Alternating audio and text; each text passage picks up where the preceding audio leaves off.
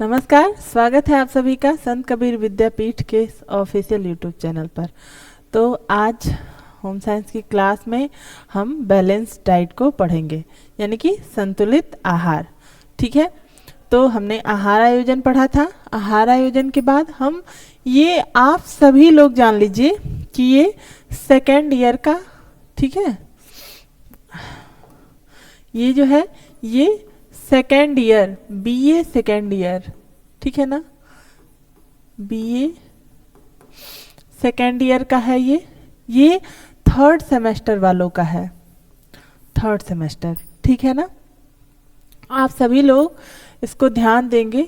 ऐसे संतुलित आहार तो लगभग सभी लोगों को जानना अनिवार्य है और सबके सब्जेक्ट में कुछ डिफरेंट करके है, लेकिन ये जो हम चैप्टर पढ़ रहे हैं, जो आपको पीछे स्क्रीन पे दिखाई दे रहा है बैलेंस डाइट, ये बीए सेकेंड ईयर का थर्ड सेमेस्टर का है चैप्टर, ठीक है। इसमें हम पढ़ेंगे आज संतुलित आहार को। वैसे संतुलित आहार को आपने थोड़ा बहुत जान लिया था पहले प्रीव्यू कुछ क्लासेज में, ठीक है, लेकिन फिर आज इसको हम डिटेल पढ़ेंगे।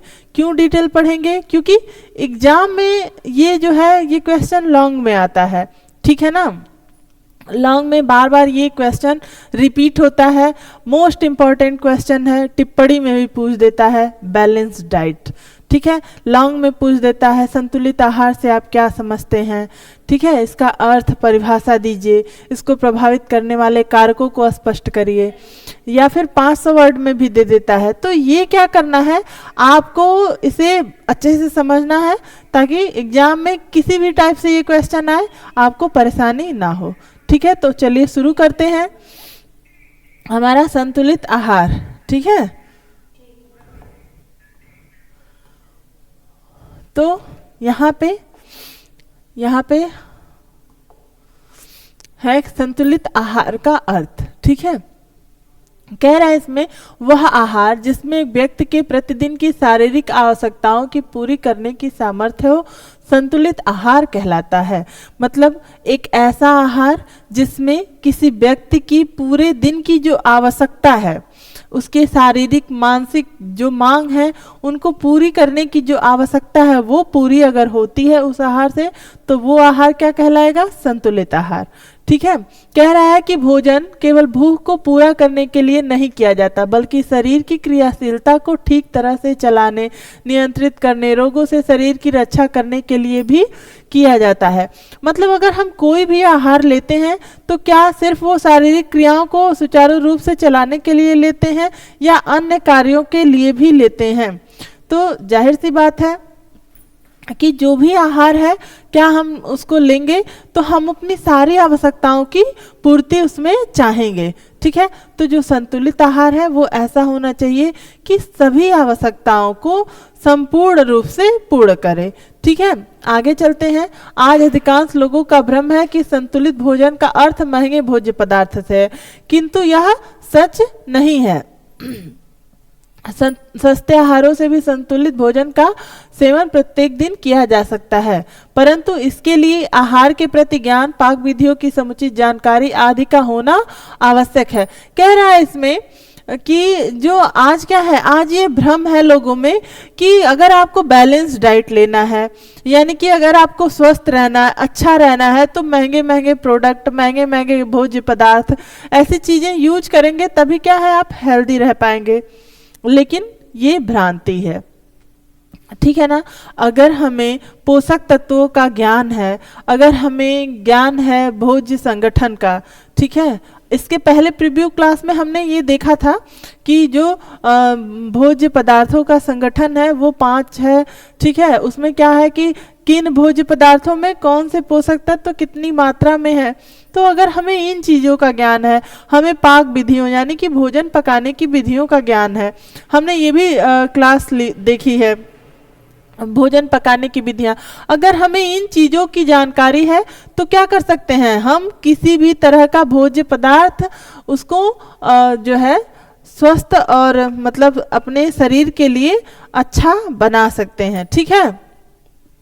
कह रहा है कि अधिकांश भारतीयों के भोजन में कार्बोज की अधिकता होती है तथा अन्य पौष्टिक तत्व जैसे प्रोटीन, वसा, विटामिन तथा खनिज लवण का अभाव रहता है। क्या होता है कि जो अधिकांश भारतीय होते हैं वो अपनी ऊर्जा का कुल ज़्यादा से ज़्यादा मतलब 40% 50% से अधिक क्या करते हैं, वो कार्बोज लेते हैं।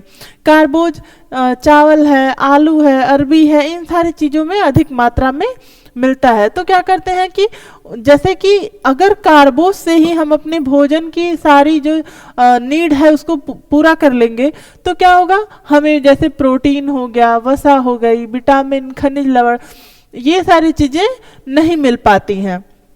इस तरह से क्या होता है, केवल शरीर क्या है मतलब एनर्जी से सिर्फ शरीर का काम चलता है, लेकिन उसके अभाव में अन्य चीज़ें जैसे कि अगर विटामिनों की कमी है तो शारीरिक दिक्कतें जैसे हाथ पैर सुन्न हो जाना, झुंझुनाहट सी फील होना, स्किन जो है डल हो जाना, ठीक है, बाल झड़ना, ये सारी दिक्कतें आने लगती हैं। ठीक है, कह रहा है कि इस प्रकार के भोजन को असंतुलित यानी कि इम्बैलेंस अनबैलेंस डाइट कहते हैं। ठीक है, इम्बैलेंस या अनबैलेंस बात एक ही है। तो हम क्या कहेंगे, इस प्रकार के भोजन को जो सिर्फ कार्बोज से अपनी आवश्यकता यानी कि ऊर्जा की आवश्यकता पूरी कर लेना क्या है, ये असंतुलित आहार है। असंतुलित आहार की समस्या न केवल मध्यम आर्थिक वर्ग के लोग, मजदूर, बल्कि किसान की ही नहीं बल्कि अज्ञानता तथा शिक्षा के कारण उच्च आर्थिक वर्ग के धनी परिवारों में भी है। ठीक है, वो भी क्या करते हैं, महंगे फल, दूध, वसा लेने के बावजूद भी उनका पोषण असंतुलित रहता है क्योंकि उनके भोजन में किसी न किसी पोषक तत्वों की अधिकता या कमी होती है। स्वस्थ, निरोग, ताजगी, स्फूर्ति, क्रियाशीलता आदि अवस्था के लिए संतुलित आहार आवश्यक है। तो इसमें ये कह रहा है कि आज क्या है, सभी चीज़ों की जैसे बाकी लोगों को तो अभाव है इसलिए उन्हें पोषक तत्वों की कमी है, लेकिन जो उच्च आय वर्ग के लोग हैं उनको क्या है, उनको ज्ञान का अभाव है।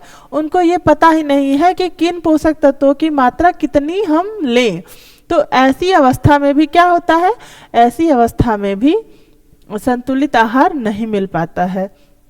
जैसे अगर वो महंगे फल, दूध आदि लेते हैं, दूध की मात्रा की अधिकता लेते हैं तो फिर क्या होता है, शरीर में वसा वगैरह भी बढ़ने लगती है। घी अधिक लेते हैं तो महंगा है ये भोज्य पदार्थ, फल महंगा है, लेकिन क्या है, इससे उनको कुछ चीज़ों की कमी हो जाती है।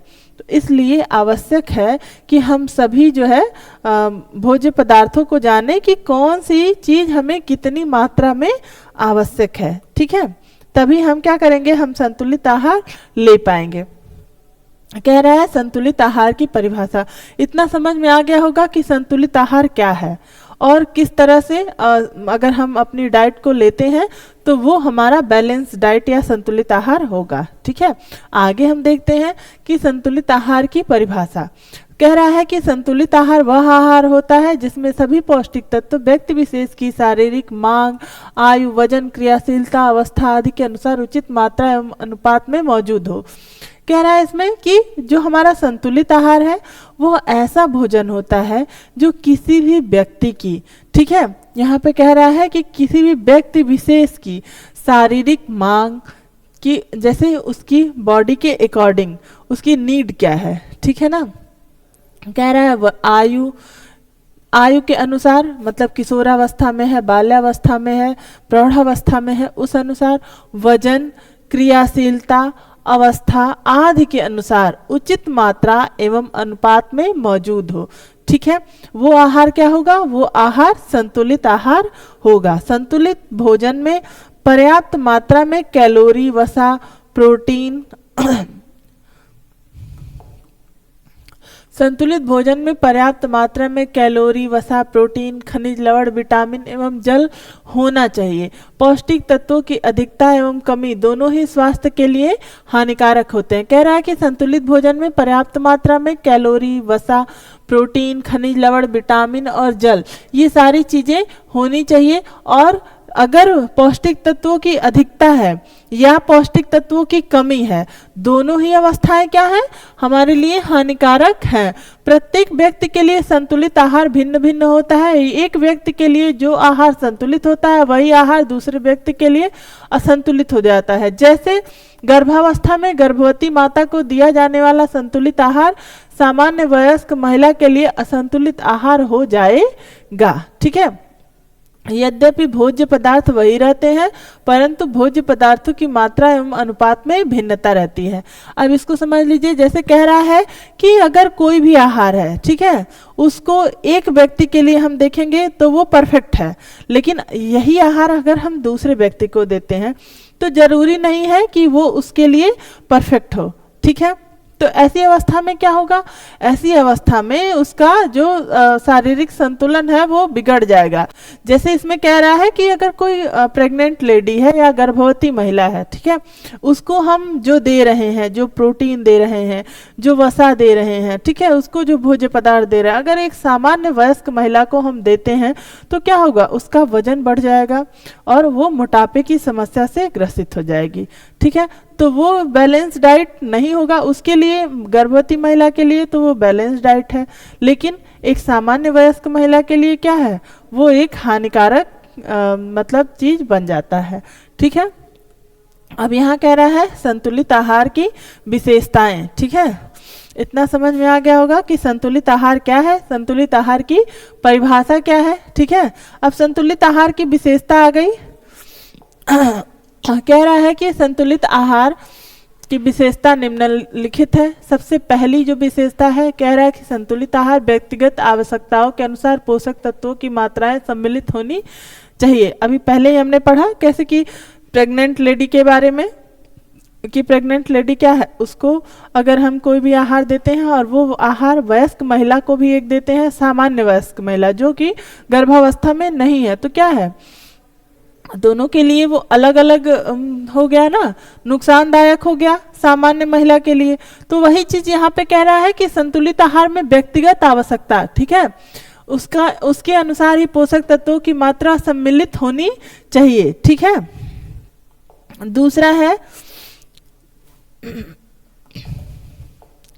दूसरा कह रहा है कि संतुलित आहार में सभी पोषक तत्वों को स्थान मिलना चाहिए। जो हमारा संतुलित आहार है उसमें क्या है, उसमें सभी पोषक तत्व यानी कि कार्बोहाइड्रेट, प्रोटीन, वसा, ठीक है, ये हमने उसमें पढ़ा था ना, जब हमने अपनी पिछली क्लास आहार आयोजन देखा था, उसमें हमने देखा था कि एक बच्चे को कितनी मात्रा में कार्बोहाइड्रेट चाहिए, एक महिला को कितनी मात्रा में चाहिए, एक सामान्य पुरुष को कितना चाहिए, एक गर्भवती महिला को कितना चाहिए, हमने सारे पोषक तत्वों को देखा था। तो ठीक उसका ही ध्यान रखते हुए हम क्या करेंगे, जब हम संतुलित आहार हम बनाएंगे, यानी कि जब हम किसी के लिए ऐसा भोजन तैयार करेंगे जो बैलेंस डाइट हो या संतुलित आहार हो, तो हम क्या करेंगे, उसमें सभी पोषक तत्वों की उतनी ही मात्रा लेंगे जितना उसकी शरीर की आवश्यकता है। ठीक है, और सभी पोषक तत्व यानी कि प्रोटीन, विटामिन, खनिज लवण और कार्बोहाइड्रेट, वसा, ये सारी चीजें हम क्या करेंगे, एक निश्चित अनुपात में ही लेंगे जितना कि उनके शरीर की आवश्यकता है। ठीक, हमारा तीसरा है, यहाँ पे कह रहा है संतुलित आहार ऐसा होना चाहिए कि विशेष पोषक तत्व साथ साथ हो, जैसे प्रोटीन और वसा, प्रोटीन और कार्बोहाइड्रेट। ठीक है, कह रहा है कि जो बैलेंस डाइट है हमारी उसमें क्या होना चाहिए, उसमें मतलब एक हम क्या करें कि पोषक तत्वों का साथ बना लें, जैसे कि प्रोटीन और वसा। ठीक है, जैसे प्रोटीन और कार्बोहाइड्रेट, उसमें जब हमने कार्बोहाइड्रेट वगैरह की क्लास ली थी, प्रोटीन की क्लास ली थी, तो मैंने बताया था कि क्या करते हैं, हम कॉम्बिनेशन फूड बनाते हैं, जैसे दाल चावल। ठीक है, दाल है, दाल में हमारा क्या है, प्रोटीन है, और कार्बोहाइड्रेट हमारा चावल में है, तो हमने क्या किया, उसको मिक्स किया, दाल और चावल। ठीक है, अब ये एक कंप्लीट फूड हो गया। तो उसी तरह से आपने देखा भी होगा कि अधिकतर घरों में क्या होता है, दाल और चावल का कॉम्बिनेशन होता है, रोटी सब्जी का कॉम्बिनेशन होता है। ठीक है, तो उसी तरह से उसमें कार्बोहाइड्रेट है, इसमें प्रोटीन है, तो ये एक अच्छा कॉम्बिनेशन बन गया।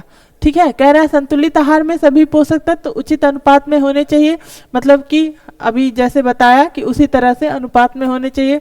कह रहा है उचित आहार उचित मात्रा में ऊर्जा प्रदान करने वाला होना चाहिए, मतलब ऐसा डाइट हम लेंगे जिसमें क्या है, कार्बोहाइड्रेट भी हो जो हमें ऊर्जा प्रदान करे। फिर कह रहा है कि शरीर में एकत्रित होने वाले सभी पोषक तत्वों की मात्रा आहार में अधिक होनी चाहिए, मतलब कि जो हमारे शरीर में एकत्रित होते हैं, जैसे प्रोटीन एकत्रित होता है, ठीक है, जैसे कि वसा एकत्रित होती है, ऐसे जो हमारे पोषक तत्व हैं उनकी मात्रा क्या है, आहार में समुचित रूप से होनी चाहिए।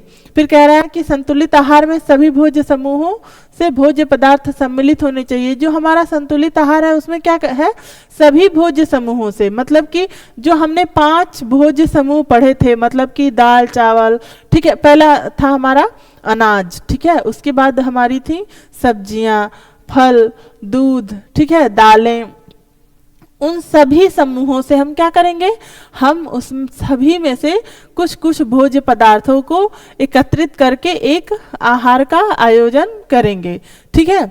इसके बाद कह रहा है कि भोजन आकर्षक, सुगंधित, स्वादिष्ट तथा रुचिकर होना चाहिए। अब अगर हम अपने भोजन में क्या करते हैं, इन सारी चीज़ों का ध्यान रखते हैं, पोषक तत्व जो हैं और जो खाने का मतलब मात्रा है कि कितना होना चाहिए, दाल कितनी, चावल, ये सारी चीज़ों का ध्यान रखते हुए हम क्या करेंगे, हम भोजन को स्वादिष्ट, सुगंधित, आकर्षक बनाएंगे, जिससे खाने वाला व्यक्ति क्या हो, उसकी तरफ आकर्षित हो, ठीक है ना। ये सारी चीज़ों का ध्यान हम रखेंगे। फिर कह रहा है संतुलित आहार का महत्व। संतुलित आहार का महत्व, ऐसे ये क्वेश्चन भी पूछता है, जैसे कि अगर मान लीजिए लॉन्ग वाला है जो 500 वर्ड का आता है, उसमें भी ये पूछता है कि संतुलित आहार का महत्व बताइए। सिर्फ महत्व पूछता है या सिर्फ विशेषता पूछता है या ध्यान रखने योग्य बातें पूछता है। तो स्पेशली आप लोग ये चीज़ें ध्यान रखिएगा कि क्या पूछ रहा है, ठीक है, पूछता कुछ और है, लिख कुछ और देते हैं, तो ये चीज़ें नहीं करिएगा। इसलिए इन चीज़ों को एक एक करके हम समझा रहे हैं ताकि आप लोग इसको ध्यान दें। कह रहा है संतुलित आहार के संदर्भ में जानना तथा स्वस्थ रहने के लिए संतुलित आहार लेना कितना जरूरी व महत्वपूर्ण है, यह निम्न बिंदुओं द्वारा हम समझ सकते हैं, ठीक है। तो इसमें सबसे पहला क्या है, शरीर को पोषण तत्व प्रदान करना। कह रहा है कि सबसे पहला महत्व क्या है संतुलित आहार का, सबसे पहला महत्व ये है कि संतुलित आहार के कारण शरीर को समस्त पोषक तत्व जैसे कि कार्बोहाइड्रेट, प्रोटीन, वसा, खनिज लवण, विटामिन व जल पर्याप्त तथा समुचित मात्रा में प्राप्त होते हैं, ठीक है। हमारा पहला महत्व क्या है संतुलित आहार का, अगर हम संतुलित आहार लेते हैं तो उसमें क्या है, उसमें शरीर को वे सभी पोषक तत्व आवश्यक मात्रा में मिलते हैं जो शरीर के लिए आवश्यक है। उनका नाम यहाँ मेंशन है, कार्बोहाइड्रेट, प्रोटीन, वसा, खनिज लवण, विटामिन और जल, ठीक है। फिर कह रहा है शरीर निर्माण तथा बुद्धि के लिए आवश्यक। अगर बैलेंस डाइट हम लेते हैं तो हमारे शरीर का विकास क्या है, अच्छी तरह से होता है, ठीक है। जैसी शरीर की संरचना होती है, जैसे जिसकी अनुवांशिकता होती है उस अनुसार क्या होता है, उसकी ग्रोथ होती है, ठीक है। शरीर का निर्माण होता है तथा बुद्धि के लिए भी आवश्यक है। तो अगर शरीर का निर्माण अच्छा होता है तो मानसिक जो विकास की प्रक्रिया है वो भी बैलेंस डाइट लेने से अच्छी होती है। कह रहा है कि शरीर संवर्धन की दृष्टिकोण से भी संतुलित आहार बहुत अधिक महत्व है। आहार के संतुलित होने पर ही शरीर का उचित तरीके से निर्माण तथा शारीरिक विकास होता है, ठीक है। सेम वही चीज़ें हैं कि इससे क्या होता है, शारीरिक और मानसिक विकास सही से होता है। फिर कह रहा है शारीरिक क्रियाओं का सुचारू संचालन। अगर हम संतुलित आहार लेते हैं तो क्या होता है, जो हमारी शारीरिक क्रियाएं हैं जैसे चलना, उठना, बैठना, पढ़ना, लिखना या जो भी हम काम करते हैं वो सारी चीज़ें क्या होती हैं, सुचारू रूप से होती हैं। अगर आप एक दिन भोजन ना करिए, 2 दिन ना करिए तो फिर क्या होता है, काम में मन नहीं लगता है, उठने का मन नहीं करता है, थकान का अनुभव होता है। तो बैलेंस डाइट लेने से क्या होगा, ये चीज़ें हमारी क्या है, प्रॉपर रहेंगी। नेक्स्ट है हमारा शरीर की सुरक्षा हेतु। अगर हमारा आहार संतुलित हो तो इससे शरीर की रोग प्रतिरोधक क्षमता भी विकसित होती है, ठीक है। अगर हमारा शरीर की सुरक्षा है तो यहाँ है। कह रहा है अगर हमारा आहार संतुलित हो तो इससे शरीर की रोग प्रतिरोधक क्षमता विकसित होती है, तय रोगों से शरीर की सुरक्षा की दृष्टि से भी संतुलित आहार विशेष महत्व है। ठीक है, अगर हम प्रॉपर डाइट लेते हैं तो हमारे शरीर को किसी भी प्रकार का रोग नहीं होता है, और हमारा शरीर क्या है, सभी तरह की जो हमारी जैसे कि शरीर में जो दिक्कतें होती हैं उनसे लड़ने की क्षमता रखता है। फिर नेक्स्ट कह रहा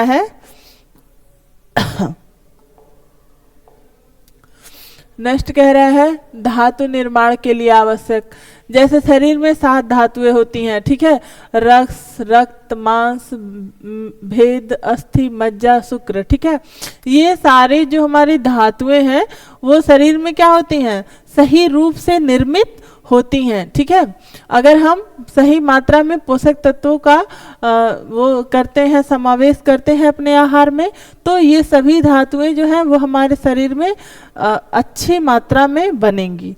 नेक्स्ट है हमारा शक्ति अथवा ऊर्जा निर्माण के लिए आवश्यक। ठीक है, कह रहा है कि अगर हम बैलेंस डाइट लेते हैं तो फिर क्या होता है, हमारा शरीर जो है वो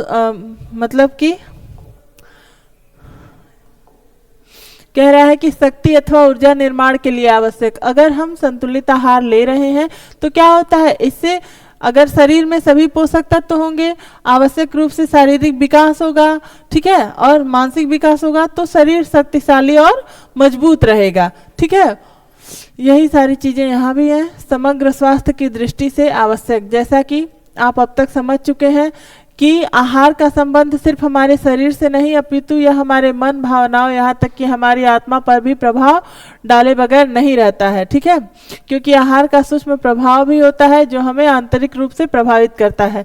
जैसे अगर कोई व्यक्ति शारीरिक रूप से स्वस्थ है तो फिर क्या होता है, वो मानसिक रूप से भी मजबूत होता है।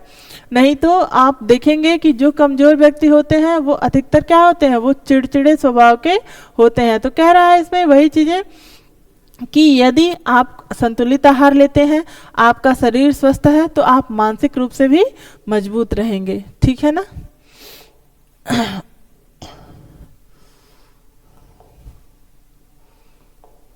अब कह रहा है संतुलित आहार के प्रमुख घटक।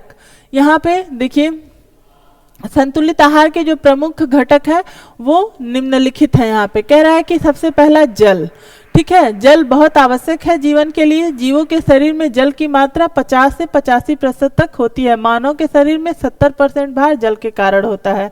ठीक है, जल के मुख्य कार्य क्या है, संरचना, पदार्थों का परिवहन, पसीने इत्यादि के द्वारा शरीर के तापक्रम को कम करना। ठीक है, ये सारी चीजें हैं। तो जो हमारा जल है वो क्या है, वो हमारे जीवन के लिए महत्वपूर्ण है और संतुलित आहार का ये प्रमुख घटक है। ठीक है, इसके माध्यम से क्या है, शरीर का 70% जो भार है वो हमारा जल के माध्यम से ही है।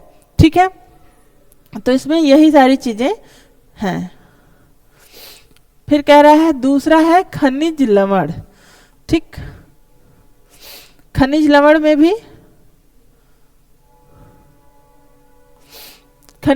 में भी कह रहा है कि यह शरीर में कार्बनिक तथा अकार्बनिक अणुओं आयनों के रूप में होते हैं। शरीर में पाए जाने वाले मुख्य खनिज लवण निम्न प्रकार हैं। ठीक है, हमारे शरीर में जल के बाद क्या है, हमारे शरीर में मिनरल्स होते हैं।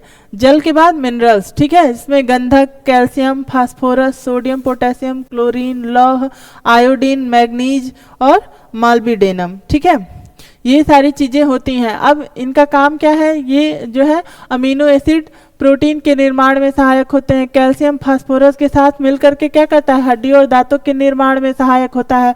फास्फोरस क्या करता है, कोशिका कला की संरचना के लिए फास्फोलिपिड का निर्माण करता है। सोडियम और पोटेशियम क्या करता है, कोशिका के भीतर जो तरल मात्रा होती है उसको नियंत्रित करने का काम करता है।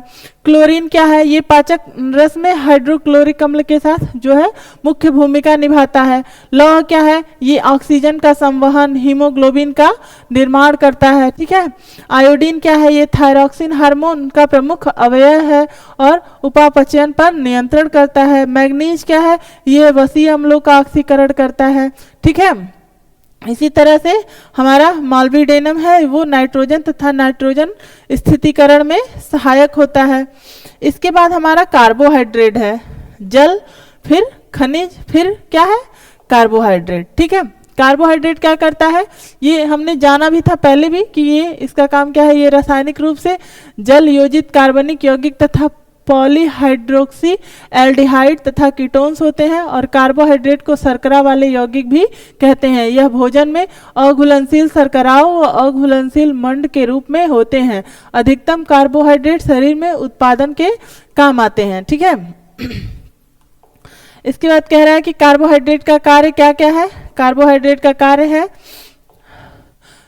शरीर, यह जीवों में ऊर्जा का मुख्य स्रोत है। श्वसन के समय ग्लूकोज के टूटने से ऊर्जा पैदा होती है। ठीक है, विभिन्न जंतुओं में रुधिर में ग्लूकोज ही रुधिर शर्करा के रूप में होती है।